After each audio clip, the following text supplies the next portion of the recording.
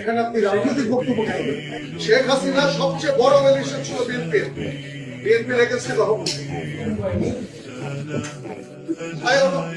হ্যাঁ, চাঁদাবাজ এর বিরুদ্ধে সবসময় আমাদের কথা বলতে হবে। যারা চাঁদাবাজ, যারা মামলাবাজ, যতই হোক, বিশেষ করে এটা তো শালীনতা হলো না। আমরা তো আপনাদের কাছ থেকে শালীনতা, ভদ্রতা, একজন কথা বললে আরেকজন কথা বলতে হয় না, এই ভদ্রতাটাই আপনারা শিখেন।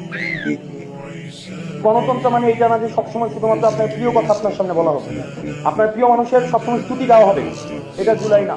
সে আসলে আমাদের এই বসে আসা কথা বলতে হয়, আমার লজ্জা লাগে আসলে। মানে আমাদের বাপদাদারা বলতো না, তোর ঘরে আমি হয়েছি আমার ঘরে তুই হয়েছিস।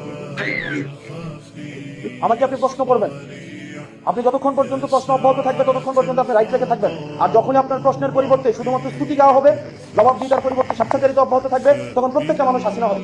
হাসিনা তো ব্যক্তি না, হাসিনা একটা আইডিয়া। হাসিনা কি স্তুতি ছাড়া, এখানে প্রশংসা ছাড়া কিছুই বলা যেত না। প্রেস কনফারেন্স গুলো কি হইতো, প্রত্যেকটা প্রশ্ন করা হতো খুশি করার জন্য, এবং একটা প্রশ্নের বিনিময়ে একটা দেশের অ্যাম্বাসি দিতে। আপনি রাজনীতির ঊর্ধ্বে কি? আপনাদের ডিজি যখন বসাইছে আমি দেখছি না যে অফিস করতে দিচ্ছেন, আপনারা দেন নাই, তখন রাজনীতি কি আপনারা ডিল করছেন? কোন জিনিসটা রাজনীতির ঊর্ধ্বে?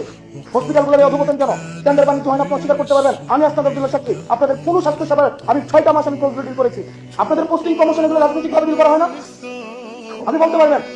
এখন যারা ঢাকায় এসে প্রত্যেকটা দল কোনো না কোনো ভাবে হচ্ছে, যারা ভালো পোস্টিং গুলো পাচ্ছে কোনো না কোনো ভাবে হচ্ছে আপনার সম্ভাব্য যারা সরকারপন্থী সরকারে হবে তাদের অ্যালায়েন্স, এটাকে আপনি অস্বীকার করতে পারবেন? কোনোভাবে অস্বীকার করার সুযোগ নাই। আপনি চাই হন না কেন, যেই হন না কেন, আপনি আপনারা ভুলে যান না আপনি 5 আগস্ট পরবর্তী সময়ে কথা বলছেন।